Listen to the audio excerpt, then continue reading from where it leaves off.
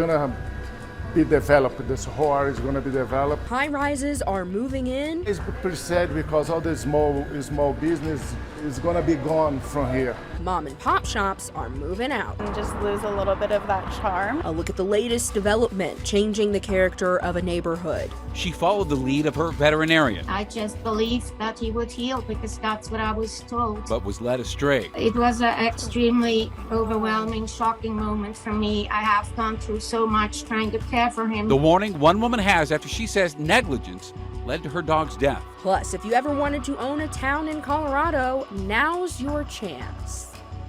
Thank you for joining us tonight for Denver 7 News at 6. I'm Micah Smith. And I'm Shannon Ogden. Glad you're with us tonight.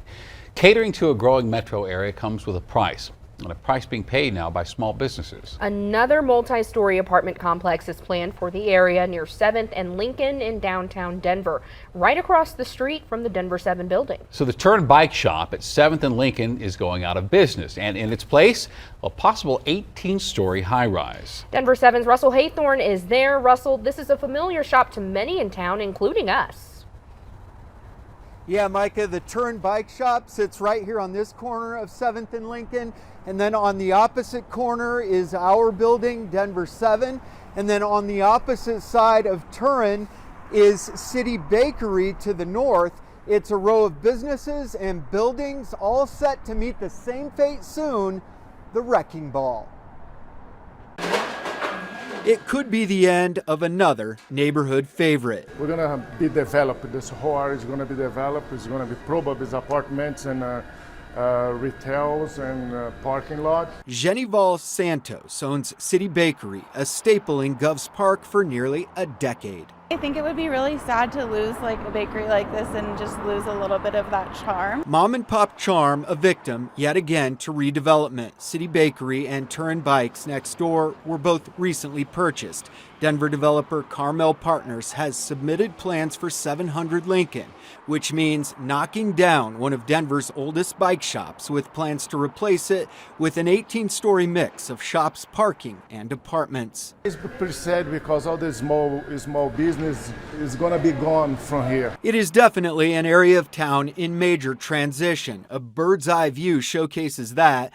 Right beside Turin, on the right of your screen, 7S Denver House towers, where a 2-story mid-century once stood. 1 block down, Denver mainstay Racine's is gone. Now a big hole where another multi-story building will soon rise. A block from that, the Gables Apartments replaced a gas station, and a block from that, Aspire 7th and Grant offers brand new luxury living. I think that that's the nature of cities. They change. It's important for residents to be open to that. And across from that, our building, Denver 7, will soon be demolished too, purchased by PMG out of New York and Miami. We were really excited to have Turin be across the street from us. That charm is what brought us to that specific neighborhood within Denver. At the same time, Evan Shapiro and PMG realize what's happening to Turin is similar to Denver 7 and the need for more housing in a city bursting at the seams. We never look at additional development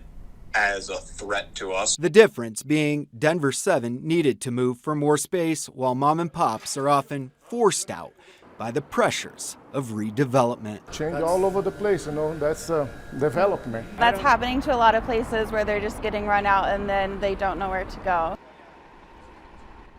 Here's the good news for Turin Bike Shop fans. They will be open again this weekend, Friday, Saturday, and Sunday.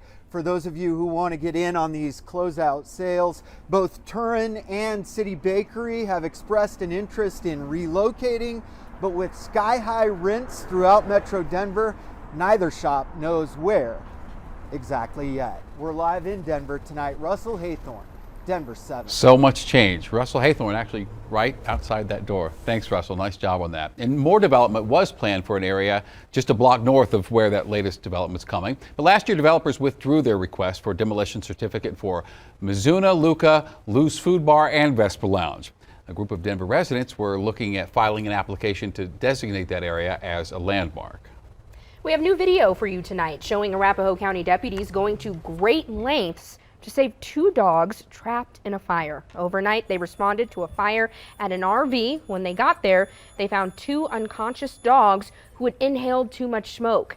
Deputies performed chest compressions on the dogs and used oxygen masks to revive them. The fire chief of Sable Altura Fire Rescue transported the dogs to a veterinary hospital, even though they have never transported animals before. We have a crew talking with the Arapahoe County deputies right now. We'll have their account of what happened tonight on Denver 7 News at 10. Criminal charges have now been dismissed against 96-year-old man accused of killing an assisted living employee. Doctors say it's unlikely that Okie Payne will ever be fit to stand trial. Now, he was charged with first-degree murder in the death of Ricardo Medina Rojas. Prosecutors did not object to the motion to dismiss. Payne now will be admitted to the Colorado Mental Health Institute down in Pueblo.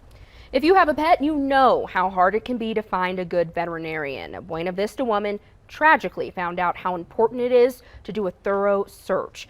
Denver 7's Bayan Wang shares her story and some of the best tips to vet your veterinarian.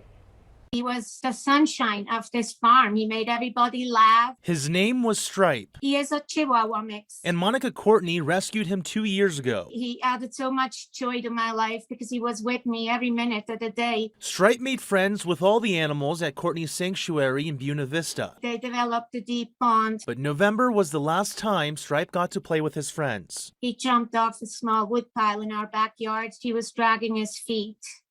He could not walk. Courtney immediately took Stripe to a veterinarian. He told us that he would snap out of it and I should take him back home, put him in a crate for crate confinement. But after 2 days, Stripe's condition worsened, and the whining just wouldn't stop. So Courtney took him to an ER where she would learn that Stripe had a major injury in his spinal cord that was causing immense pain, and it was too late for surgery. It is extremely traumatic. This is a scene that flashes through my head every day, and it's extremely traumatic that I could not say goodbye. The State Board of Veterinarian Medicine determined that the vet that initially saw Stripe failed to perform a thorough neurologic assessment and provide the owner with appropriate treatment options. The board ordered the vet to watch a few educational videos and pay a $1,000 fine. They will get multiple fines, education classes, slaps on the wrist, and that will be it. And that's why animal attorney Christina Bergston says it's important to really find a good veterinarian. Besides the Google and Yelp reviews, Bergston says a search on the state's Department of Regulatory Agency's website is critical. You can look up and see if that veterinarian has had any disciplinary history. For Courtney, that process may take a while. I'm terrified to go to another vet, actually. You know, it took my trust. It diminished my faith. Bayan Wang, Denver 7. For step-by-step instructions to search for a veterinarian's license history, head to our website, thedenverchannel.com. There you will also find more tips on finding a good vet. Tomorrow marks a new point in the pandemic in Colorado. Several of the state's mass vaccine sites will be closing. The state health department says this is part of the governor's plan moving forward. The state says vaccine access, though, will not be greatly impacted since there are still 2,000 clinics enrolled in the program. Now, convenience might be the biggest struggle here, but those who operate the state sites say they have seen such a big decrease in people using them. We are seeing just over about 300 individuals being vaccinated per week at these large community sites. So it's been a significant reduction as compared to the thousands we were seeing many months ago. Now, community testing sites will remain open for the next couple of months across the state, as will the state's vaccine buses. Open carry of guns will no longer be allowed inside voting centers across Colorado. Today, Governor Polis signed the Vote Without Fear Act into law. The bill prohibits openly carrying a gun within 100 feet of any drop box, voting center, or central count facility while election administration is inside. Secretary of State Jenna Griswold says this is meant to protect voters and workers alike. You all know we've seen a rise of violent rhetoric around our democracy, and so taking this proactive step is going to be important. On top of that, we have seen incidents of open carry intimidating voters, but also intimidating election workers. Breaking this new law will be a misdemeanor. On a first offense, you could face a fine up to $250 and up to 120 days in jail. You know, you never know what you're going to find for sale in the Colorado housing market. One listing out of the Western Slope will let you be the owner of your own town. the small town of Kelowna, about an hour north of Telluride. Currently listed for $6.6 million on Realtor.com. The listing says this is a one-of-a-kind opportunity. I would agree with that. So what exactly do you get?